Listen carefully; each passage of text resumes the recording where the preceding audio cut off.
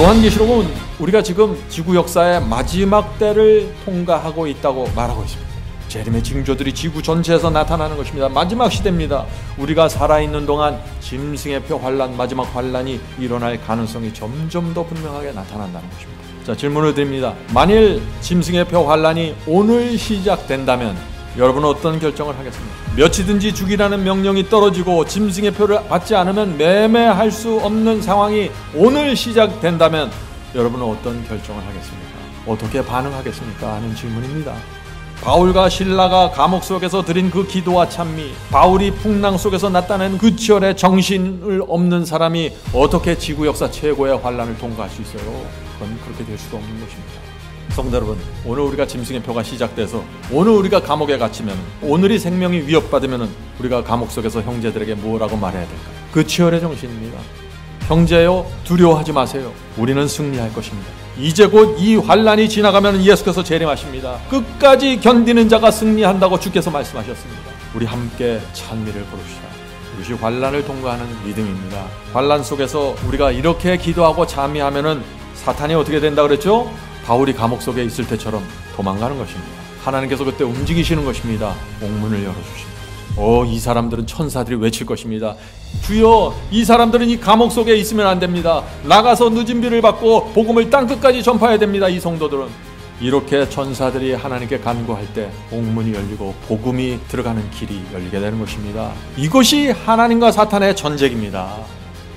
성도 여러분, 지금 하나님께 대한 믿음과 신뢰를 배워야 하는 것입니다. 지금 우리가 당하는 크고 작은 시련 속에서 여전히 하나님께 감사하고 여전히 하나님을 신뢰하고 여전히 긍정적인 마음으로 충성하는 그 신앙을 배워야 한다.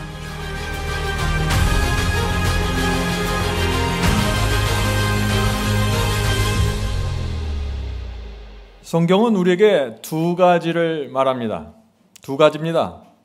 첫째, 성경은 우리에게 좁은 길로 가라고 말합니다. 그리고 동시에 성경은 우리에게 감사와 기쁨과 용기에 충만한 길로 우리를 또 인도해 줍니다. 그래서 우리 그리스도인이 신앙을 할 때 두 가지를 다 붙잡고 있어야 되는 것입니다. 좁은 길, 한쪽에서는 좁은 길을 충성스럽게 걸어가고 다른 한쪽에서는 그 치열의 정신, 지난 시간에 우리가 말씀을 나눴죠? 용기와 감사와 소망으로 가득한 그 정신을 갖고 두 개를 붙잡고 가는 것입니다. 그것이 성경이 말하는 참된 믿음입니다. 우리가 가장 염원하는 신앙이 어떤 신앙입니까? 저는 개인적으로 이런 신앙을 소망합니다. 빌립보서 4장에 있는 이 바울의 말씀이죠. 빌립보서 4장 6절과 7절입니다. 아무것도 염려하지 말고 오직 모든 일에 기도와 간구로서 너희 구할 것을 감사함으로 하나님께 아뢰라. 성도 여러분, 모든 상황에서 감사함으로 하나님께 아뢰는 신앙, 이것이 최고의 신앙입니다. 그런 신앙을 하면은 주께서 우리를 놀라운 길로 인도하시는 것입니다. 자, 계속해서 읽어보죠. 감사함으로 하나님께 아뢰라. 그리하면 모든 지각에 뛰어난 하나님의 평강이 그리스도 예수 안에서 너희 마음과 생각을 지키시리라. 바울은 놀라운 말씀을 여기서 하고 있습니다. 하나님께 진심으로 감사하는 정신과 태도가 있어야만 그리스도 안에서 우리 마음과 생각이 지켜진다고 말하고 있는 것입니다.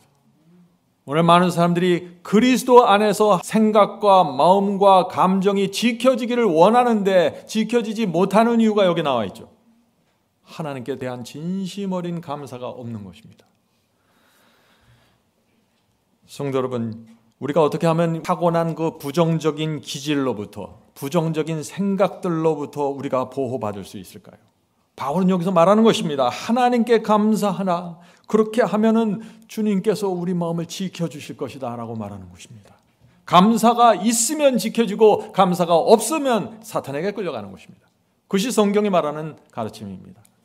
성도 여러분, 우리 마음을 지키는 원칙은 단순합니다. 하나님께 대한 내 마음이 정말 감사하는가 아니면 아닌가, 여기로 결정되는 것입니다. 데살로니가전서 5장 18절을 보죠. 데살로니가전서 5장 18절입니다. 범사에 감사하라. 이것이 그리스도 안에서 너희를 향하신 하나님의 뜻이니라. 어떤 상황에서도 감사하는 것, 그것이 하나님의 뜻입니다. 하나님과 사탄의 전쟁이 벌어지고 있는데 항상 좋은 일만 생길 수 없어요. 우리 생에 수많은 사건들이 생기고 상황들이 펼쳐지는데 그때마다 항상 주님께 감사하라는 것입니다. 왜 감사가 우리를 향한 하나님의 뜻이라고 바울이 말했을까요? 왜냐하면 감사의 정신이 있어야만 하나님께서 우리 마음과 생각을 지켜주실 수 있기 때문입니다. 하나님께서 우리 마음과 생각을 지켜주셔야만 우리가 하나님의 편에 정확하게 설 수 있는 것입니다. 자, 질문을 드리죠. 성경을 읽고 철야 기도까지 했는데 자꾸만 죄가 마음에 뿌리를 내리고 영적인 힘이 없습니다. 왜 이런 문제가 생길까요? 하는 질문입니다. 이런 질문은 오늘날 기독교인들이 많이 던지는 질문입니다. 왜 그래요? 영적으로 병이 들은 것입니다. 정상이면 이렇게 되지 않습니다. 영적으로 병이 들면 증세들이 나타나는데 어떤 증세가 나타나요? 먼저 감사가 마음에서 사라지기 시작합니다. 그 다음에는 마음이 부정적이 됩니다. 그 다음에는 하나님께 대한 감사가 사라지면서 믿음이 흔들리기 시작합니다. 그러면서 또 자아가 살아나기 시작합니다. 십자가에 못 박혔던 그 자아가 다시 살아나는 것입니다. 자아가 살아나면은 부정적인 태도와 부정적인 감정과 부정적인 생각들을 하면서 살게 되는 것입니다. 성도 여러분, 어떻게 하면 그래서 우리가 이런 증세들과 문제들을 고칠 수 있을까요? 원인을 찾아야 된다고 그랬죠? 원인은 무엇입니까? 감사와 믿음입니다. 이 두 가지가 꼭 우리 마음속에 있어야 되는 것입니다. 성도 여러분, 우리가 하나님께 대한 감사와 믿음이 흔들리면 어떻게 될까요? 여러 가지 증세들이 나타난다는 것입니다. 증세를 잡으려고 하지 말고 믿음과 감사에 집중하십시오. 하나님께서 내 인생을 인도해 주신다는 믿음, 그 감사가 있으면은 내 생각과 감정이 부정적이고 어둡게 흘러갈 수가 없는 것입니다. 이것은 아주 분명한 원칙입니다. 하나님께서 나를 여기까지 인도해 주셨다는 그 감사함, 지금도 주께서 나를 여전히 인도하고 계신다는 그 믿음, 이 믿음이 있으면 어떻게 돼요? 내 분위기가 전혀 달라집니다. 거기엔 밝은 분위기가 있고 풍요롭고 충성스럽고 은혜스럽습니다. 성도 여러분, 우리 모두 바울을 좋아하죠? 바울이 어떤 분위기를 가진 사람이었을까요? 바울에 대해서 좀 살펴보죠. 바울은 복음을 전하려고 고민하고 있었는데 밤에 환상을 통해서 너는 마게도니아 가서 복음을 전하라 하는 기별을 주셨습니다. 그러니까 바울이 용기를 갖고 이제 환상을 받았으면 어떻게 해요? 용기를 갖고 이제 마게도니아 가서 복음을 전하겠죠. 그런데 그곳에 어떤 일이 생겼습니까? 좋은 일이 생겼어요? 복이 쏟아졌습니까? 아닙니다. 복음을 전하는데 이상한 문제에 얽혀서 얻어맞고 옷이 찢기고 매질당하고 감옥에 들어가게 됐습니다. 보통 사람들은 이 상태가 되면 참 이상하다, 내가 헛것을 보았나, 여러 가지 불신과 부정적인 생각들로 사로잡힐 것입니다. 바울은 어떻게 반응했을까요? 사도행전 16장 보겠습니다. 사도행전 16장 22절 26절입니다. 무리가 일제히 일어나 송사하니 상관들이 옷을 찢어 벗기고 매로 치라 하여 많이 친 후에 감옥에 가두고 간수에게 분부하여 든든히 지키라. 지금 바울은 매를 많이 맞고 지금 피투성이가 되고 감옥에 들어가게 된 것입니다. 그가 이러한 영을 받아 저희를 깊은 옥에 가두고 그 발에 착고에 든든히 채웠더니 밤중쯤 되어 바울과 실라가 기도하고 하나님을 찬미하며 죄수들이 듣더라. 성도 여러분, 이 상황이 보이십니까? 지금 매질을 당하고 얻어맞고 감옥에 들어와서 발에 착고를 차 있는 이 바울과 실라가 어떻게 반응했어요? 기도하고 밝은 얼굴로 하나님을 찬양했다고 했습니다. 다 죽어가는 소리로 어쩔 수 없이 이때는 찬미하라 그랬으니까 이렇게 했을까요? 아니에요. 기쁨으로 감사로 찬미했습니다. 어떻게 이런 반응과 태도가 나올 수 있을까요? 이런 상황 속에서. 이것이 신앙의 비결이라는 것입니다. 바울이 이 바울이 천성적으로 긍정적이고 낙천적이기 때문에 이렇게 반응했을까요? 이건 천성하고 상관없어요. 이것은 믿음과 감사의 문제입니다. 비록 내가 매를 맞고 피를 흘면서 이 감옥에 갇혀 있지만 하나님께서 지금도 여전히 나를 바라보고 계시고 나를 인도하시고 그 믿음과 감사가 있기 때문에 찬미하게 되는 것입니다. 내 상황하고 상관없이 창조주 하나님께서 지금 여전히 나를 인도하고 계시다는 그 믿음과 감사 말이죠. 그것이 우리를 세워주는 것입니다. 이것이 성경이 말하는 믿음입니다. 오늘 많은 사람들이 주님을 믿고 따라가는데 성경이 말하는 그 믿음이 아닌 것입니다. 그래서 많은 혼돈 속에서 신앙하는 것이에요. 그래서 오늘 우리는 성경이 말하는 믿음이 정말 어떤 믿음인지, 거긴 어떤 분위기가 있는 믿음인지 우리가 꼭 확인해야 되는 것입니다. 성경이 말하는 이 믿음을 모르면은요, 어떤 문제가 생겨요. 믿음이 아닌 믿음을 갖고 교회를 수십 년 다니게 됩니다. 자, 바울과 실라가 이 감옥에서 기도하면서 찬미를 했다고 했는데 어떤 찬미를 불렀을까요? 한번 상상해 보세요. 어떤 찬미를 불렀을까요? 나의 갈 길 다 가도록 예수 인도하시니. 여러분들 그 찬미 아시죠? 그런 분위기의 찬미를 부르지 않았을까요? 이 바울과 실라가 이런 찬미를 부를 때 빌립보 감옥을 지키던 이 간수들이 그 모습을 보고 어떤 생각을 했을까요? 평생 처음 이런 사람들을 보는 것이에요. 죄수들이 감옥에 들어오면 항상 원망하고 욕하고 저주를 하는 것에 익숙해 있는데 지금 바울과 실라는 전혀 다른 반응을 하고 있는 것이에요. 그들의 마음에 깊은 성령의 감동이 이제 시작되는 것입니다. 성도 여러분, 비밀이 여기 있는 것입니다. 어려운 상황에서도 이 바울과 실라처럼 기도하고 기쁨으로 주님을 찬미하면은 기적이 일어난다는 것입니다. 기적이. 어떤 기적이 일어날까요? 먼저 내 마음 속에서 기적이 일어나고 내 주변 사람들에게서 기적이 일어나고 상황에서 기적이 일어나기 시작하는 것입니다. 이것이 성경이 우리에게 보여주는 중요한 신앙의 비밀입니다. 자, 이 빌립보 감옥에서 그렇다면 어떤 기적이 생겼을까요? 26절 보겠습니다. 이어지는 26절입니다. 이에 호련히 큰 지진이 나서 기도하고 찬미하는데 이런 지진이 생기기 시작하는 것입니다. 이에 호련히 큰 지진이 나서 옥토가 감옥의 터가 움직이고 문이 다 열리며 모든 사람의 매인 것이 다 벗어진지라. 성도 여러분, 고난 속에서 감사와 믿음으로 찬미하고 기도하면은요, 어떻게 돼요? 하나님께서 움직이신다는 것입니다. 우리는 하나님 없이 우리 혼자 그것을 돛 닦는 사람들이 아니에요. 우리는 하나님과 실제적인 관계를 갖고 기도하고 말씀을 붙잡고 찬미하면서 사는 사람들입니다. 그래서 하나님의 실제적인 움직임이 있다는 것이죠. 자, 질문을 드립니다. 하나님께서 왜 감옥에 지진을 허락하셔서 옥문을 여셨을까요? 하나님께서 왜 움직이셨을까요? 저는 이렇게 생각합니다. 천사들이 하나님께 간절하게 요청했을 것입니다. 하나님, 이 의인들을 구원해 주셔야 합니다. 지금 이들이 얻어맞고 감옥에 들어왔는데 여전히 하나님께 감사하면서 찬미를 부르고 있습니다. 이런 사람들을 하나님께서 살리셔야 합니다. 천사들은 이 사탄과 악령들이 꼬리를 감추고 도망치는 모습을 봤을 것입니다. 바울과 실라의 믿음을 보고서 두려워서 떠는 사탄과 악령들의 모습, 이것이 하나님과 사탄의 전쟁입니다. 어려운 상황이 있을 때 여러분이 그 치열의 정신으로 감사와 기쁨으로 기도하고 찬미할 때 그때 전쟁이 해결되는 것입니다. 승리로 가는 것입니다. 하나님께서 나서시고 천사들이 움직이는 것입니다. 사탄이 물러나고요. 여러분이 키를 갖고 있는 것입니다. 지난 시간에 우리가 그 치열의 정신을 배웠죠. 그 치열.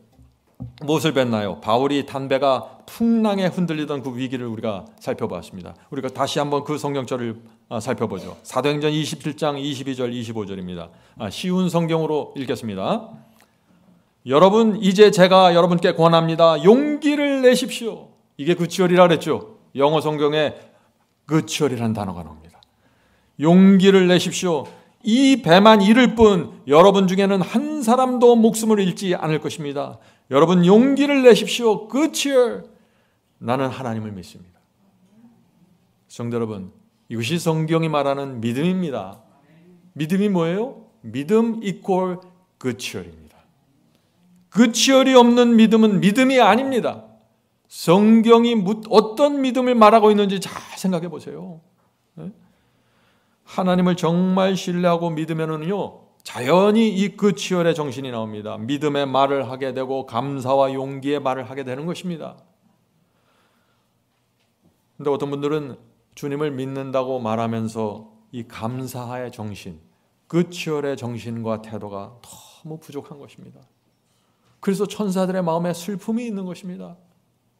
하나님께서 온 하늘이 지금 최선을 다해서 인도하고 계신데 이 영혼들이 이 현실을 보질 못하는 것이에요. 성도 여러분, 우리 신앙에 감사합시다, 힘을 내세요, 용기를 냅시다, 이런 분위기가 있다면요, 우리 믿음은 놀랍게 세워지게 되는 것입니다. 하나님을 정말 신뢰하고 믿으면은, 하나님께 감사하면은 어떤 상황에서도 부정적인 생각, 부정적인 태도 이렇게 되질 않는 것입니다. 이것은 전적으로 하나님과 나의 관계에서 이루어지는 것입니다. 감사와 믿음, 그것이 치료제입니다. 감사와 믿음이 우리의 타고난 기질을 극복하는 힘이고 치료제입니다. 성도 여러분, 문제의 원인 계속해서 날마다 일어나서 감사와 믿음을 추구하십시오. 그것이 여러분의 인생을 밝은 분위기로 이끌어 갈 것입니다. 자, 우리가 이런 기도를 드릴 수 있다면 어떻게 돼요? 치료하는 기도를 드리게 되는 것입니다. 주님, 제 마음에는 여전히 주님께 대한 감사가 있습니다. 상황은 힘들지만 여전히 제 마음에 주님께 대한 감사가 있습니다. 저는 그 치열의 정신을 잃어버리지 않을 것입니다. 이런 기도를 할 때 하늘의 천사들과 주님께서 얼마나 기뻐하실까요?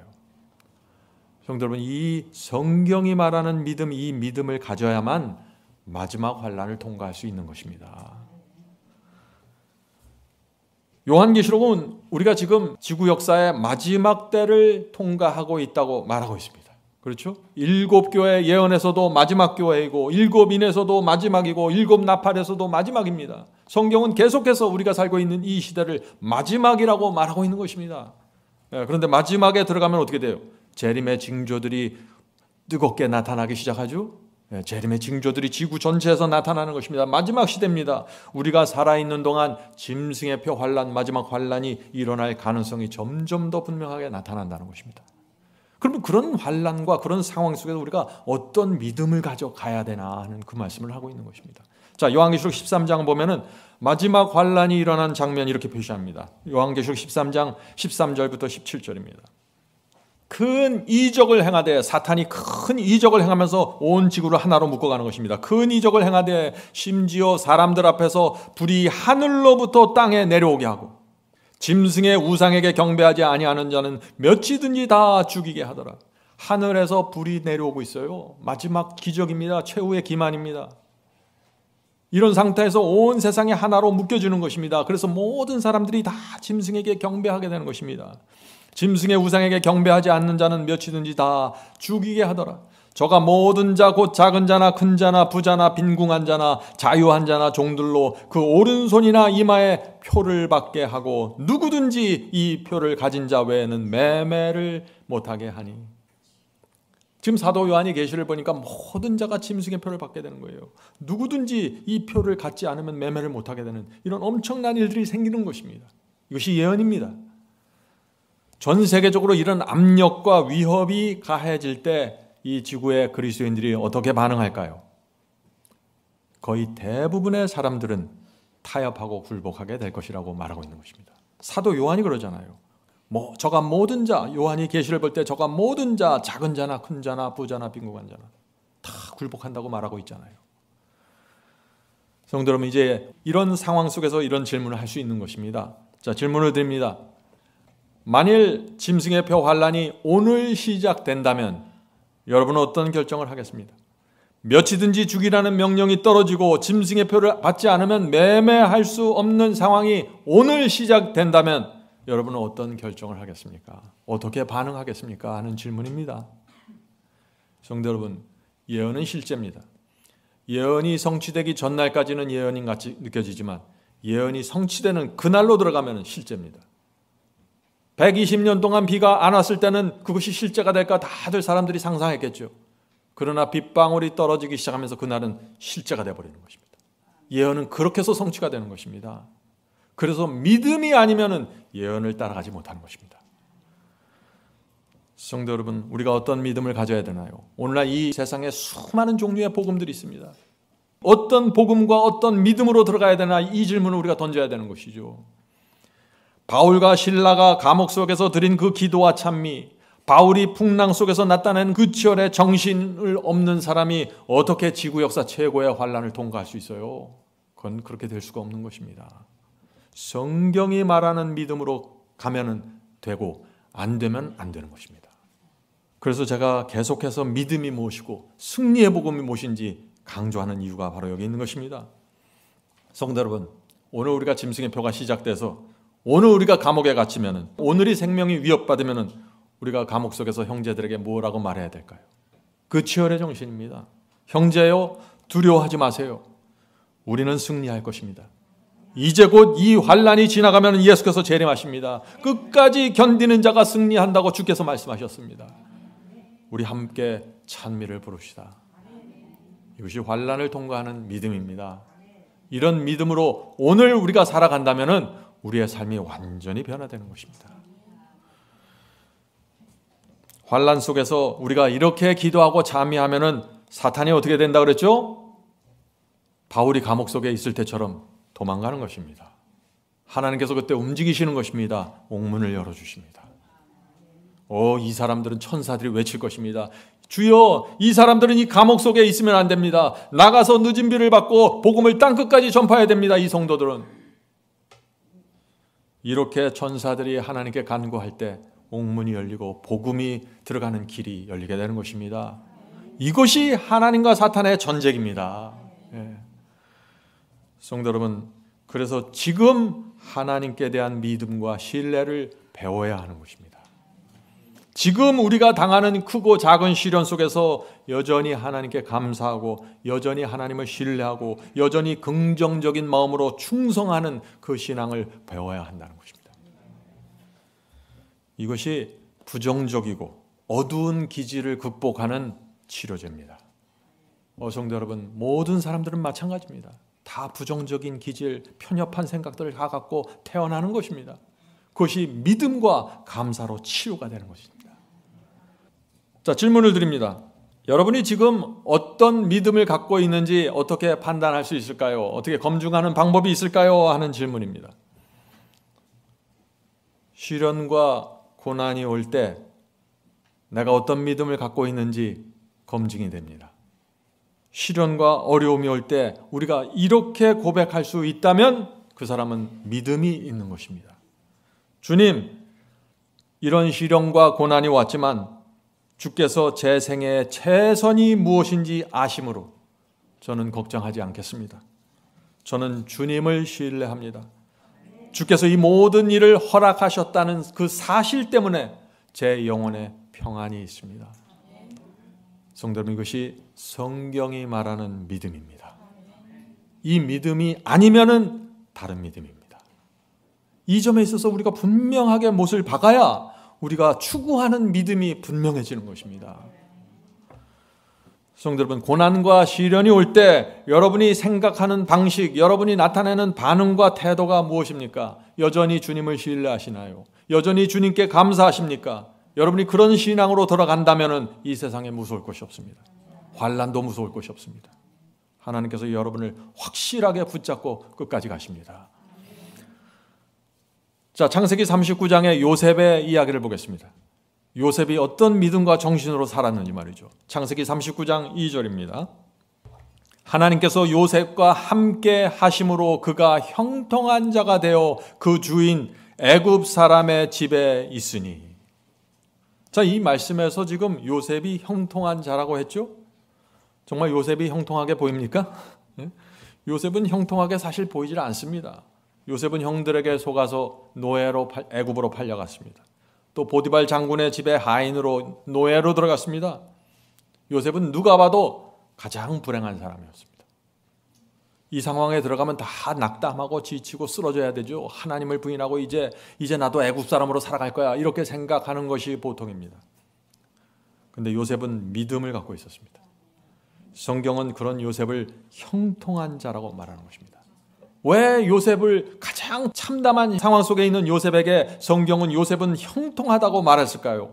왜냐하면 요셉은 여전히 하나님께서 나를 인도하고 계시고 여전히 나는 하나님의 구원의 계획 속에 포함되어 있다고 믿었기 때문입니다. 상황을 보고 판단하는 것이 아니에요. 하나님의 마음과 하나님의 계획을 보고 그 속에서 마음의 평안을 누리는 것입니다. 이것이 형통한 자의 태도입니다. 성도 여러분, 이 포인트 정말 중요합니다.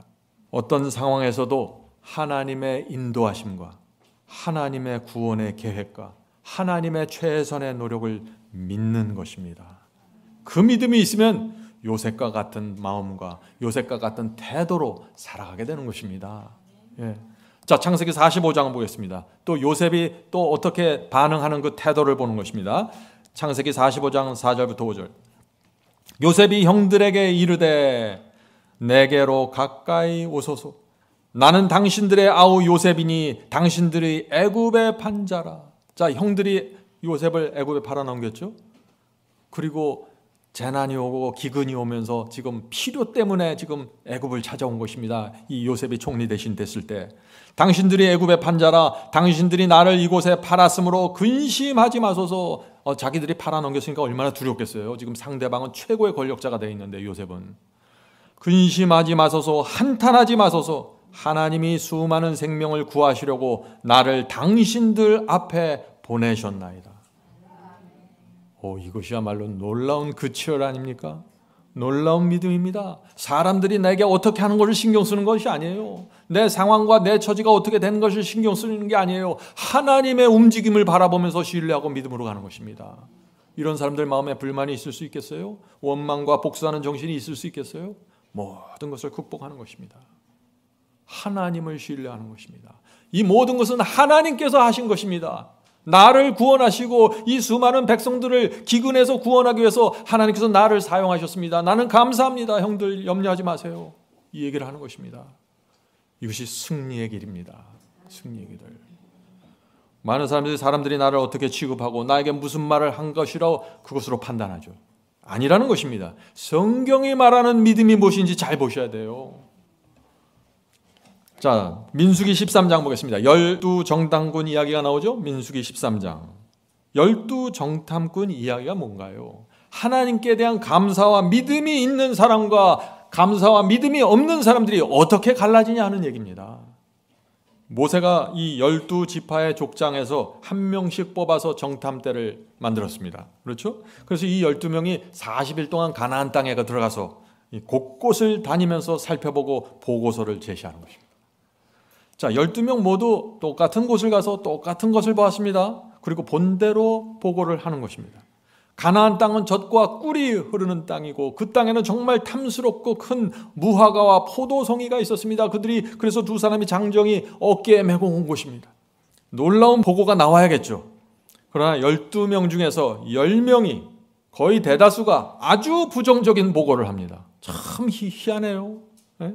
자, 이렇게 보고하는 것입니다. 하나님께서 약속한 땅이지만 그 땅에는 거인들이 살고 있고 우리는 메뚜기 같아.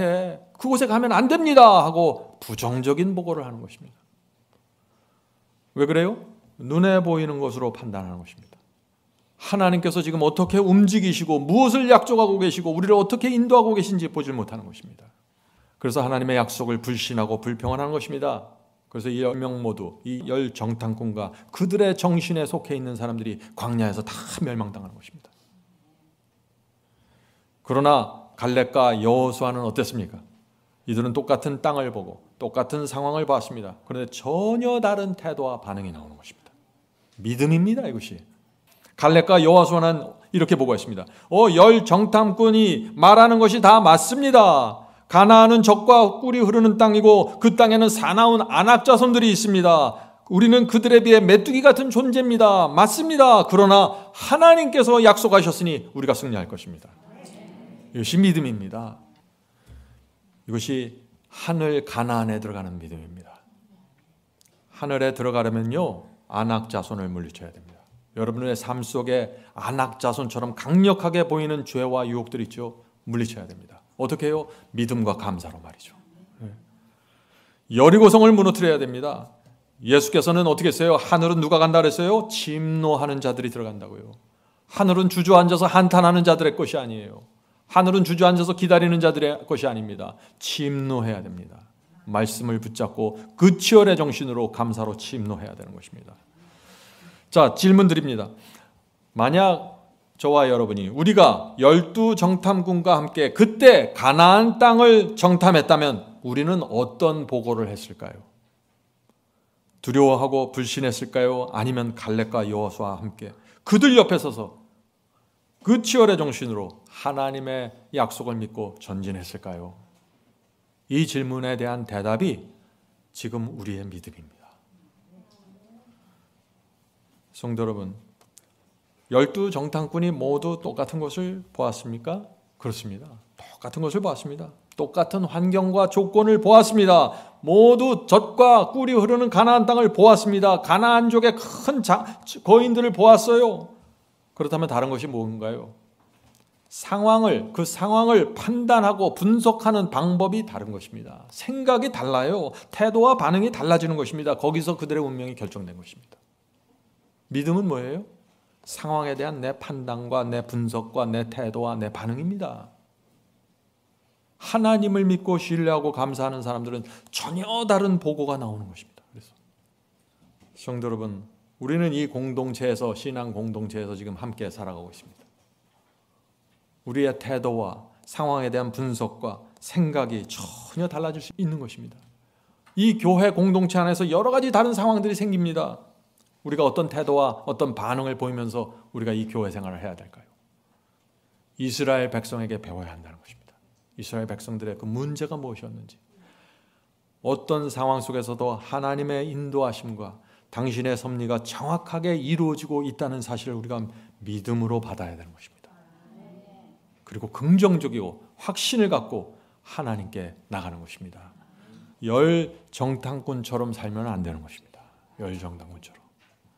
자, 열정탐꾼이 그렇게 부정적인 보고를 했는데 이스라엘 백성들이 어떻게 반응했습니까? 그들 대부분이 열정탐꾼의 보고를 지지했어요. 갈렙과 여호수아의 보고를 물리치고 이 열정탐꾼을 따라간 것입니다. 왜 그랬을까요? 왜 이렇게 반응했을까요? 제가 말씀드렸죠. 대부분의 사람들의 그 타고난 기질과 성향은 부정적입니다. 믿음과 감사가 없으면 부정적인 데 쓸려가는 것입니다. 거의 모든 사람들이 그렇습니다. 대부분의 사람들은 안 되는 쪽으로 생각하고 실패를 먼저 생각합니다. 하나님을 의지하고 믿는 그 신뢰하는 믿음이 아니면은 우리가 타고난 이 부정적인 기질에 끌려다니면서 살 수밖에 없는 것이에요. 그래서 우리가 하나님이 필요한 것입니다. 우주를 만드시고 우주 전체를 끌어가시는 그 엄청난 하나님께 내 몸 전체를 의지하고 믿고 살아가는 것이에요. 그럼 어떤 상황 속에서도 믿음이 생기고 신뢰가 생기고 마음이 평안한 것입니다. 이런 사람들은 갈렙과 여호수아의 보고를 받고 그들 변해서게 되는 것입니다.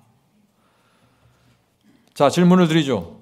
자, 그렇다면 어떻게 해야 타고난 부정적인 기질을 우리가 극복할 수 있을까요? 하는 질문입니다. 어떻게 해야? 여러분들이 지금 하고 있습니다. 날마다 하나님의 말씀을 마음에 넣어야 합니다. 그냥 형식적으로 넣은 것이 아니라 그 말씀을 넣을 때 그 말씀을 간절한 심령으로 받아야 되는 것입니다. 주여, 오늘도 제가 이 말씀을 붙잡고 감사와 믿음으로 살겠습니다. 그런 심령으로 말씀을 받으면 어떻게 돼요? 마음에서 부정적인 샘이 흘러나오지 않게 됩니다. 우리 마음에 샘이 있어요. 말씀이 들어가야 여기서 긍정적이고 활기차고 용기 있는 샘이 흘러나오는 것입니다. 그래서 요한복음 15장 4절에서 예수께서 이 말씀을 주십니다. 요한복음 15장 4절, 내 안에 거하라, 나도 너희 안에 거하리라. 가지가 포도나무에 붙어 있지 아니하면 스스로 열매를 맺을 수 없음같이 너희도 내 안에 있지 아니하면 그러하리라.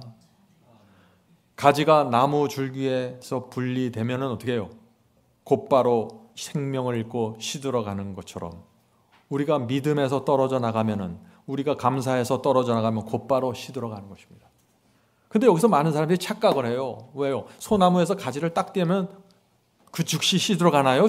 말라 죽어가요? 아니에요. 한동안 이미 받은 양분과 수분 때문에 파랗게 보여요. 그래서 착각하는 거예요. 내가 여전히 주님께 붙어 있구나 착각하는 것입니다.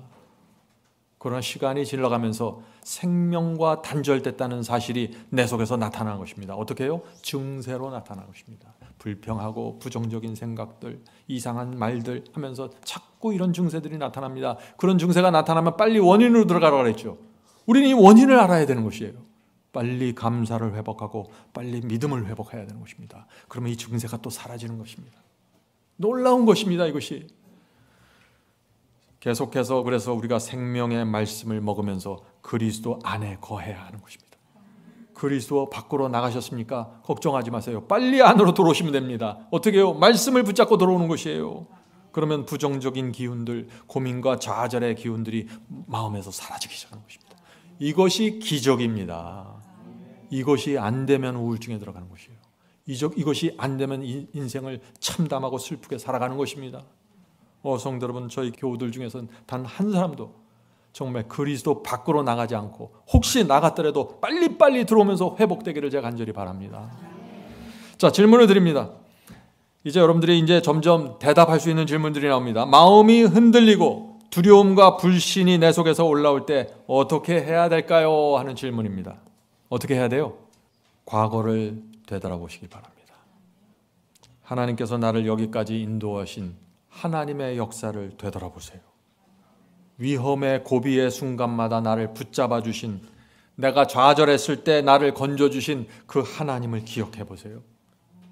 그러면 다시 우리의 마음의 샘에서 밝고 아름답고 향기로운 샘이 나오기 시작하는 것입니다. 여러분의 샘물이 중요합니다. 마음의 샘물 말이죠. 그렇게 하면 믿음이 생기고 감사가 생기면서 불평과 염려가 사라집니다. 그렇게 하면 다시 용기와 확신을 갖고 하늘 도성을 향해서 또 걸어가게 되는 것입니다. 이것이 승리의 성도들입니다. 자, 또 질문을 드립니다. 질문입니다. 이스라엘 백성에게 왜 불평과 불신의 정신이 그렇게 빠르게 번져나갔을까요? 키워드는 그렇게 빠르게 번져나갔어요. 한 사람이 불평하고 불신을 시작하면 그것이 너무나 신속하게 퍼져나가는 것입니다. 왜 그랬을까요? 그 불평을 하는 말을 가만히 옆 사람들이 들어보니까 어때요? 설득력이 있는 거예요. 설득력이 있어요. 우리 주변에서 불평하는 사람들, 불신하는 사람들의 말을 잘 들어보세요. 말이 맞아요, 그 말이. 일리가 있어요. 잘 살펴보면은 그들의 말처럼 불평할 수 있는 상황이 있는 거예요. 불평의 조건들이 있어요. 상황을 부정적으로 판단하는 사람들의 말을 잘 들어보면 그들의 분석과 그들의 판단에 일리가 있어요. 전혀 엉뚱한 얘기를 하는 것이 아니에요. 전혀 엉뚱하면 어떻게 해요? 퍼져나가지 않죠. 일리가 있으니까 빠르게 퍼져나가는 것입니다. 그런데 문제가 뭐예요? 그렇다면 문제가 태도와 자세가 잘못됐다는 것입니다. 상황을 대하는 태도와 자세가 문제입니다. 주님, 어려운 상황이지만 정말 불평이 나올 수 있는 상황이지만 저는 여전히 주님께 감사합니다. 우리 용기를 냅시다. 즐거운 마음으로 다시 한번 해봅시다. 주께서 우리를 인도하십니다. 이것이 승리입니다. 불평할 만할 때 다 불평하고 짜증낼 만할 때 다 짜증내고 그건 무슨 승리예요? 그게 무슨 성도입니까? 성도 여러분, 그 치열의 정신이 없으면 어떻게 돼요? 사탄의 밥이 되는 것입니다. 성도 여러분, 여러분이 상황을 바라보는 태도와 생각, 자세가 중요합니다. 긍정적입니까? 부정적입니까? 밝습니까? 어둡습니까? 중요한 것입니다. 하나님께 대한 여러분의 태도와 생각이 무엇입니까? 하나님을 바라보는 여러분의 마음이 무엇입니까? 감사와 믿음입니까? 아니면 흔들리고 애매한 것입니까? 여기서 결정이 된다는 것입니다. 인생에 대한, 인생을 살아가는, 인생을 바라보는 여러분의 생각과 태도가 무엇입니까? 내 자신의 인생을 바라보는 여러분의 생각이 무엇인가요? 긍정적입니까? 부정적입니까? 내 처지와 상황에 대한 여러분의 마음이 무엇입니까? 이것이 중요한 것입니다. 하나님을 믿으셔야 됩니다. 하나님을 신뢰하시고 나를 인도해 오신 하나님께 감사하십시오. 그러면 상황도 처지도 인생도 다 회복이 되면서 치유가 되어버리는 것입니다. 요셉도 자기의 상황과 처지를 보면 마음속에 뭐가 있어요? 원망과 복수하는 정신으로 가득 채워졌을 것이에요. 형제들이 나타나자마자 애굽의 군사들 벌써 아웃 그렇게 했을 거예요. 그런데 어떻게 했어요? 형제여 염려하지 마십시오. 이 모든 일은 하나님이 주관하시고 하나님이 인도하신 것입니다. 하나님께서 나를 이용해서 여기까지 인도해 주셨습니다. 저는 그 사실 하나만으로 감사합니다. 이것이 환난을 통과하는 믿음이고 성경이 말하는 믿음입니다. 성도 여러분, 행복이 무엇입니까? 행복이 어떻게 결정됩니까? 행복은요, 내가 처한 환경, 내가 처한 상황으로 결정되는 것이 아니에요. 행복은 나의 직업, 사업, 나의 졸업장 이거 갖고 결정되는 것이 아니에요. 행복은 어떻게 결정돼요? 환경과 상황과 처지를 받아들인 나의 태도와 자세로 결정되는 것입니다. 그래서 최악의 상황에서도 최고로 행복한 사람이 나오는 것입니다. 이것이 성경이 말하는 믿음입니다. 이스라엘 백성은 어땠습니까? 그 당시 지구 전체에서 가장 큰 축복과 은혜를 받고 있었습니다. 이스라엘 백성이 광야에서 말이죠. 하나님께서 그들의 성소 안에 머무셨습니다. 날마다 구름 기둥과 불 기둥으로 인도했어요. 이런 엄청난 은혜와 축복을 받은 사람이 그 당시에 누가 있었습니까? 이스라엘 백성밖에 없었습니다. 그런데 이스라엘 백성의 생각하는 모습과 판단하는 모습이 어땠습니까? 그들의 태도가 어땠어요? 아주 부정적이었습니다. 왜 그랬을까요? 하나님께서 주신 축복과 은혜를 보지 않고 다른 것을 보는 것입니다. 하나님께서 보여주신 것을 보세요. 사탄이 보여주려고 하는 것을 보지 말고 하나님께서 집중하기 원하는 것을 집중하세요. 그것이 여러분의 인생을 승리로 가져가는 비결입니다. 이스라엘 백성은 하나님께서 약속하신 땅, 젖과 꿀이 흐르는 그 땅을 바라보고 있었어요. 그런데 마음이 부정적이었습니다.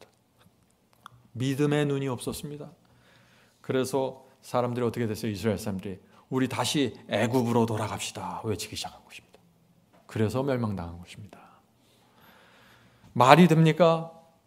자신들이 어떤 처지에 있었는데 이스라엘 백성이 애굽에서 종살이하면서 400년 동안 얻어맞았던 사람들이에요. 하나님께서 그들을 불쌍히 여겨서 건져주신 것입니다. 그래서 그들을 출애굽시키고 하늘에서 만나를 주시면서 반석에서 샘물을 내면서 인도하셨습니다.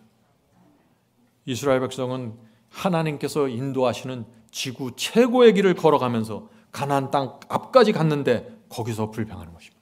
거기서 부정적이 되고 열정당꾼의 편에 들어가 버리는 것입니다. 성도 여러분, 어떻게 그럴 수 있을까요? 성도 여러분, 갈렙과 여호수아가 주는 승리의 보고를 받으셔야 됩니다.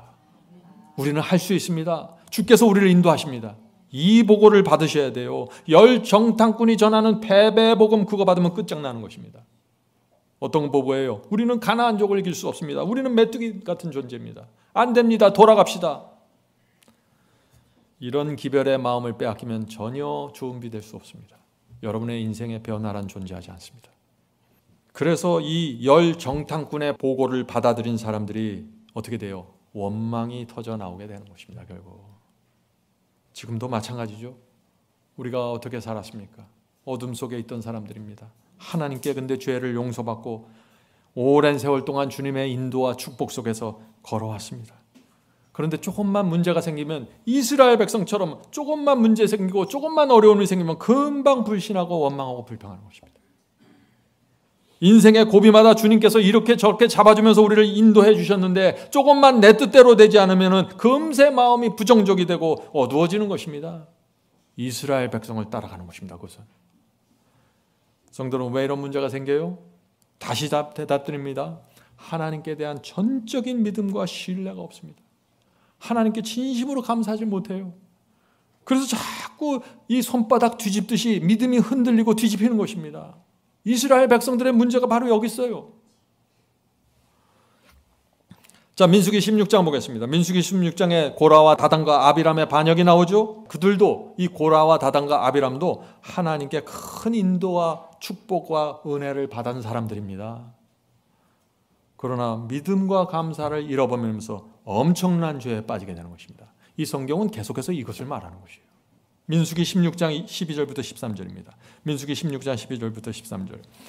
모세가 엘리압의 아들 다단과 아비람을 부르러 보냈더니 그들이 가로되 우리는 올라가지 않겠노라. 지금 모세가 말하는데 거절하는 것이죠. 내가 우리를 젖과 꿀이 흐르는 땅에서 이끌어내어 광야에서 죽이려 함이니. 참 기가 막힌 얘기 아니에요? 지금 이 고라와 다단과 이 사람들은 뭐라고 얘기하는 거예요? 젖과 꿀이 흐르는 땅을 어디로 보는 거예요? 애굽으로 보는 거예요. 젖과 꿀이 흐르던 땅 애굽에서 우리를 이끌어내서 이 황량한 광야에서 우리를 죽게 하려고 그렇게 얘기하는 거예요. 놀라운 말을 하는 것입니다. 감사와 믿음을 잃어버리면 뒤집히는 것입니다. 이렇게 생각이. 자, 계속해서 읽어보죠. 이 광야에서 죽이려 함이 어찌 작은 일이기에 오히려 스스로 우리 위에 왕이 되려 하느냐. 모세, 너 우리 위에 왕이 되려고 우리를 끌고 왔지? 이 얘기를 하는 거예요. 놀랍지 않습니까? 고라와 다단과 아비람은 지금 상황을 전혀 거꾸로 뒤집어서 생각하는 것이에요. 이럴 수가 있어요, 사람들이. 애굽을 젖과 꿀이 흐르는 땅이라고 생각할 수 있는 거예요. 이 세상을 하늘보다 더 좋다고 생각할 수 있는 거예요, 사람들이. 생각이 뒤집히면은. 성도 여러분, 믿음을 잃어버리면은 고라처럼 되는 거예요. 믿음을 잃으면은 억지 부립니다. 거꾸로 판단하고 엉뚱한 길로 가면서 내 길이 맞다고 주장하게 돼요. 이게 믿음을 잃어버린 사람이에요. 저는 이런 사람들 많이 봤어요. 신앙을 잘 하다가 감사와 믿음으로 살다가 무슨 일이 생기고 시련과 고난이 생기면서 믿음을 잃어버리는 것입니다. 감사를 잃어버려요. 그러면서 어떤 일이 생겨요? 판단력과 분별력을 잃어버립니다. 그러니까 판단력과 분별력을 잃어버리니까 어떻게 해요? 거꾸로 생각하는 것이에요. 엉뚱한 주장을 하고 이상한 고집을 부리면서 엉뚱한 길로 가버리는 것입니다. 그러면서 자기는 옳다고 주장합니다. 이것이 바로 고라의 반역입니다. 성도 여러분, 고라와 다단과 아비람의 반역을 들여다보면요, 반역을 일으키는 또 다른 이유가 또 보입니다. 그 또 다른 이유가 있어요. 그것이 무엇일까요? 이들은 광야를 걸어가는데 감사와 믿음이 없었을 뿐 아니라 광야 생활이 지긋지긋했어요. 애굽에서 마음대로 먹고 살아갈 때가 그리웠던 것입니다. 물론 그들도 애굽을 그리워하지만 한편으로는 또 가나안 땅에 가고 싶은 거예요. 거기 젖과 꿀이 흐른다고 하니까 거기 가고 싶었던 거예요. 그래서 계속해서 구름 기둥과 불 기둥이 인도하는데 또 따라가는 거예요. 두 마음을 품고 말이죠. 한쪽에서는 애굽을 그리워하고 한쪽에서는 가나안을 그리워하면서 말이죠. 그런데 가면 갈수록 광야길이 어떻게 해요? 실증이 나는 것입니다. 눈만 뜨면 먼지 나는 길을 걸어야 돼요. 뜨거운 광야길을 걸어야 하는 것입니다. 이런 여행에 실증이 났습니다. 그래서 원망하고 불평하고 억지 부리다가 반역까지 나가게 됐다 하는 것입니다. 성도 여러분, 우리가 어떤 마음과 태도로 주님을 따라야 할까요?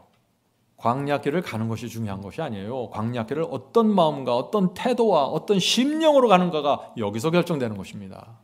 우리도 지금 광야길을 가고 있죠? 광야길은요, 하나님께 대한 믿음과 감사가 없으면 갈 수가 없어요. 다 여기저기서 죄로 떨어져 나가고 반역으로 떨어져 나가고 엉뚱한 생각을 하면서 떨어져 나가는 것입니다.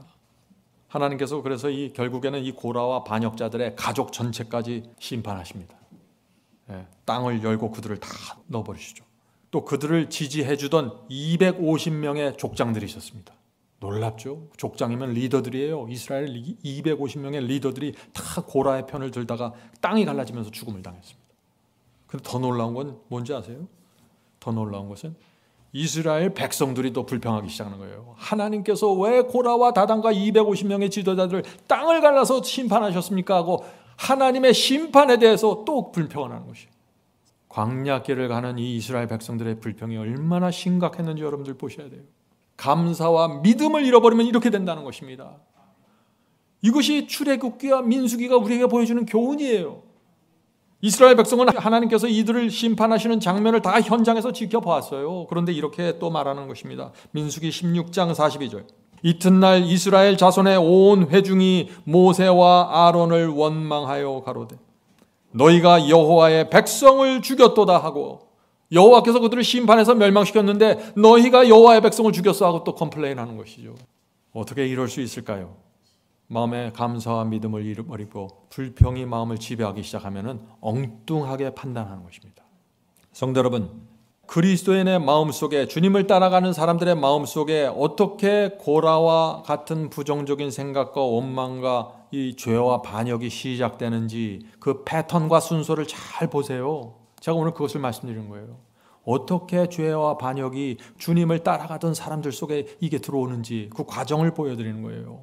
먼저 말씀을 등한히 하게 되면은 어떻게 돼요?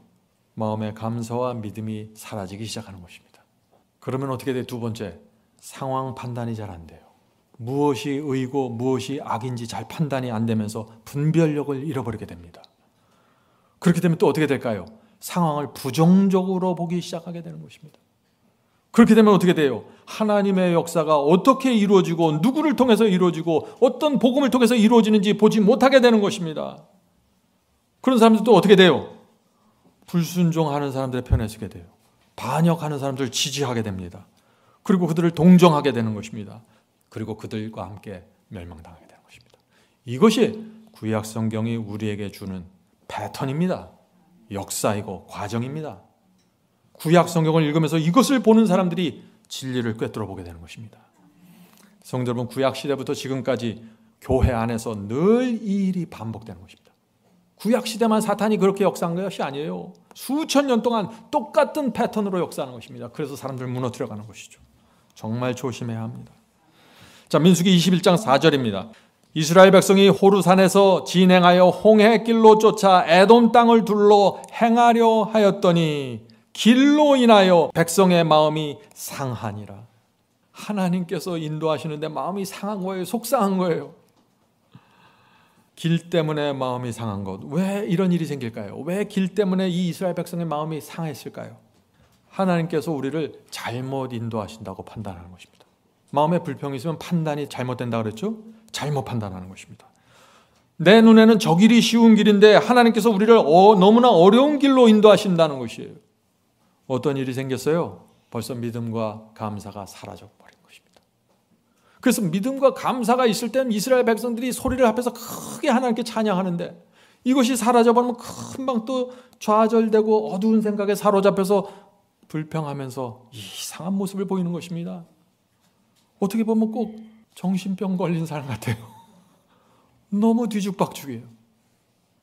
성도 여러분, 성경이 말하는 믿음으로 들어오면은 모든 것이 치료가 되고 회복이 되고 평강의 길로 갑니다. 그리고 빨리빨리 자기 진단이 되면서 돌아오고 회복되는 것입니다. 이것이 참된 인생의 행복입니다. 저는 이 복음을 붙잡고 오면서 저도 참 부족했지만 늘 감사하고 행복했습니다. 꼭 여러분들도 그 길을 발견하게 되길 제가 간절히 바랍니다. 네. 자, 5절 보겠습니다. 5절을 길로 인하여 백성의 마음이 상하니라. 백성이 하나님과 모세를 향하여 원망하되. 자, 이들이 어떤 원망을 할까요? 길 때문에 원망을 하는 것입니다. 어찌하여 우리를 애굽에서 인도하여 올려서 이 광야에서 죽게 하는고 이곳에선 식물도 없고 물도 없도다. 우리 마음이 이 박한 식물을 싫어하노라 하며. 아니, 날마다 하늘에서 만나가 내려오는데 이건 식물도 아니야. 우리 이렇게 박한 식물 싫어해. 이러는 거예요. 하늘의 놀라운 역사와 인도하심 속에 있는데 전혀 보지 못하고 느끼지 못하고 감사로 받지 못하는 것입니다. 그러면서 불평하고 부정적이 되고, 그래서 결국 그렇게 되면 어떻게 되는 줄 알아요? 결국 하나님께서 하다 못하니까 어떻게 마지막에 뭘 허락하세요? 이스라엘 백성 속으로 불뱀을 허락하시는 것입니다. 불뱀. 6절입니다. 여호와께서 불뱀들을 백성 중에 보내매 백성을 물게 하심으로 이스라엘 백성 중에 죽은 자가 많은지라. 불뱀이 무엇을 상징하죠? 죄를 상징합니다. 하나님께서 이 이스라엘 당신의 백성으로 선택하셔서 지금 가나안으로 인도하시면서 최고의 축복을 지금 허락하고 계신데 말도 되지 않는 원망을 하면서 불평을 하면서 지금 따라오는 것이에요. 그래서 하나님께서 하다 못해 이제 어떻게 해요? 불뱀을 허락하시는 것입니다. 불뱀에게 물리면 어떻게 될까요? 죄의 독이 들어가서 퉁퉁 부면서 헛소리를 하는 것입니다. 고열이 나면서 헛소리를 해요. 이게 불뱀에 물린 증세입니다. 지금도 마찬가지입니다. 지금도 불뱀들이 풀려나갑니다. 불뱀들이 찾아가는 사람들이 있어요. 믿음과 감사를 잃어버린 사람들에게 불뱀들이 찾아가는 것입니다. 불뱀에게 물리면 어떻게 될까요? 이상한 소리를 합니다. 헛소리를 하는 거예요. 고열이 나면서 잘못 판단하고 엉뚱한 소리를 하다가 죽는 것입니다. 성도 여러분, 하나님께 감사하십시다. 하나님께 무슨 문제가 있습니까?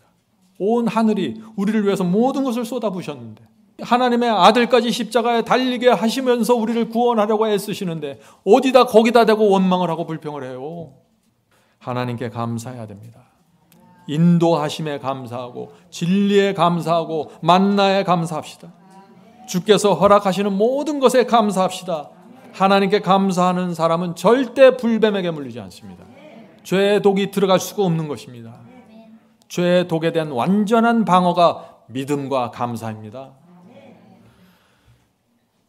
자, 이렇게 불뱀이 나와서 막 물어서 죽이니까 어떻게 돼요? 이스라엘 백성들이 또 꼬리를 차짝 내리고 하나님 도와주세요 하고 또 모세를 찾아올 거 아니에요. 조금 전에만 해도 막 죽이려고 하던 사람들이 이렇게 손바닥 뒤집는 거예요. 이렇게. 자, 7절 보겠습니다. 백성이 모세에게 이르러 가로되 우리가 여호와와 당신을 향하여 원망함으로 범죄하여 싸우니 여호와께 기도하여 이 뱀들을 우리에게서 떠나게 하소서. 모세가 백성을 위하여 기도하매 여호와께서 모세에게 이르시되 불뱀을 만들어 장대 위에 달라 물린 자마다 그것을 보면 살리라. 여기 불뱀에게 물린 자들에 대한 소망이 있는 것입니다. 하나님께서 불뱀을 장대 위에 높이 달아매라고 하셨죠? 쳐다보면 살겠다고 했습니다. 무슨 뜻입니까? 장대 위에 매달린 불뱀이 누구를 상징하죠? 그리스도를 상징하는 것입니다. 그래서 누구든지 쳐다보면 살게 되는 것입니다. 불뱀에 물려서 독이 들어왔을지라도 쳐다보면서 그리스도를 쳐다보면서 이렇게 기도하십시오. 이것이 해독제의 기도입니다. 주여, 이 불평과 불신의 정신에서 나를 건져 주시옵소서. 부정적인 태도로부터 저를 구원해 주시옵소서. 주님이시여 저를 불뱀의 독에서 치료해 주시옵소서. 이런 기도가 죄에서 구원받는 해독제의 기도입니다. 진심으로 기도하십시오. 여러분의 마음에 어둠이 들어오고 슬픔이 들어오고 부정적인 생각이 들어오고 이런 것들이 들어올 때 주님께 나가 불뱀으로 달려 계신 그리스도를 바라보면서 기도하십시오. 치료제가 들어옵니다. 치료제가. 유일한 길입니다. 자, 이제 마치겠습니다. 여러분들 오늘 설교에서 우리가 문제의 원인을 계속해서 보는 것입니다. 문제의 원인이 뭐예요? 저 사람이 아니에요. 저 남편이 아닙니다. 저 사람 때문에 불행한 것이 아닙니다. 돈 때문에 불행한 것이 아닙니다. 주님을 따르는 나의 태도에 문제가 생긴 것입니다. 믿음과 감사가 사라진 것입니다. 내 태도 속에서. 그래서 불행해지고 그래서 원망과 불평이 자꾸 나오면서 좌절하는 것입니다. 하나님께서는 여전히 최고의 노력으로 나를 인도하시고 나를 보호하시고 나를 지켜주시고 어떻게 해서든지 하늘 도성에 넣어주려고 지금 모든 것을 바쳐서 역사하고 계신데 전혀 보지 못하는 것입니다. 문제는 태도입니다. 문제는 믿음과 감사입니다. 성도 여러분, 이제 우리가 남은 인생 동안 이 광야길을 또 걸어가야 됩니다. 우리가 광야길 걸어갈 때 오늘 우리가 이 찬송을 좀 부르면서 앞으로 걸어가게 되길 바랍니다. 오 놀라운 구세주 예수, 내 주 참 능력의 주시로다. 큰 바위 및 샘솟는 그곳으로 내 영혼을 숨기시네. 메마른 땅을 종일 걸어가도 나 피곤함 몰랐으며. 이 성도들은 메마른 땅 광야길을 종일 걸어가도 피곤함을 모르는 사람들이에요. 옛날 이스라엘 백성 같은 사람들이 아닙니다. 저 위험한 곳 내가 이를 때면 큰 바위에 숨기시고 주 손으로 덮으셨네. 주님께 내 마음과 생애를 드린 사람들, 주님, 제가 주님을 믿고 신뢰하고 감사로 따라가겠습니다 할 때 하나님께서 이런 약속을 주시겠다는 것이에요. 덮어주시고 숨기시고 가려주시면서 지치지 않게 해주시겠다는 것입니다. 정말 이번에는 위험하구나 하는 위기를 느낄 때 주께서 오셔서 큰 손으로 나를 덮으셔서 위기를 넘어가게 해주신다는 것입니다. 물질적인 위기, 정신적인 위기가 내게 올 때 하나님께서 나를 바위 속에 넣으시고 덮으셔서 나를 지켜주시겠다는 것입니다. 이 약속이 하나님의 백성에게 주어진 약속입니다. 성도 여러분, 광야길은 어려운 길입니다. 틀림없습니다. 그것은 사실입니다. 그러나 주께서 우리를 필요할 때마다 큰 바위 샘솟는 곳으로 우리를 넣어주시고 덮어주시는 것입니다. 그래서 우리 마음에 두려움이 없어지고 슬픔이 없어지고 원망과 고민이 사라지면서 감사와 기쁨으로 이 길을 걸어가게 되는 것입니다. 부디 성령께서 우리 모두를 이 놀라운 경험으로 인도해 주시기를 간절히 바랍니다. 하늘에 계신 저희들의 아버지, 이 세상이 쉽지가 않습니다. 이곳저곳에서 어려운 일들이 생깁니다. 저희의 직장에서, 일터에서, 저희의 가정에서 여러 가지 어려운 일들이 생기지만 저희는 주님 안에 피신처를 찾기를 원합니다. 주여 저를 인도하시고 저희의 마음에 감사와 믿음이 떨어지지 않도록 붙잡아 주시옵소서. 날마다 사탄이 풀어놓은 불뱀에 물리지 않도록 저희를 지켜주시옵소서. 하늘에 계신 아버지, 저희가 주님을 따를 때 따르는 데서 만족하는 것이 아니라 믿음과 감사로 따를 수 있도록 도와주시옵소서. 저의 심령 깊은 곳에 끝치열의 정신, 밝고 건강하고 활기찬 정신을 불어넣어 주시옵소서. 주여, 그래서 저희가 타고난 본성에 휘둘리지 않고 하나님 안에 거하는 기쁨과 순결함을 맛보면서 살 수 있도록 도와주시옵소서. 하늘에 계신 아버지, 오늘 저희 교우들과 또 멀리서 함께 예배드리는 우리 성도들에게 함께하여 주셔서 각자가 그 정신적인 필요가 있으면 공급하시고 물질이 필요하면 공급해 주셔서 우리가 하늘 가나안을 향해 가는 길에서 핍절하지 않고 지치지 않도록 지켜주시옵소서. 주여, 저희는 주님께 대한 감사함이 있습니다. 저희 생애를 되돌아볼 때마다 주 앞에 무릎을 꿇고 감사할 수밖에 없는 사람들입니다. 이제 이 말씀을 통해서 성령께서 저희 마음에 감사의 정신을 허락해 주시옵소서. 믿음을 허락해 주시옵소서. 그래서 이 세상을 밝고 건강하고 빛과 소금으로 살아갈 수 있도록 축복해 주시옵소서. 예수님의 이름으로 간절하게 기도드립니다. 아멘.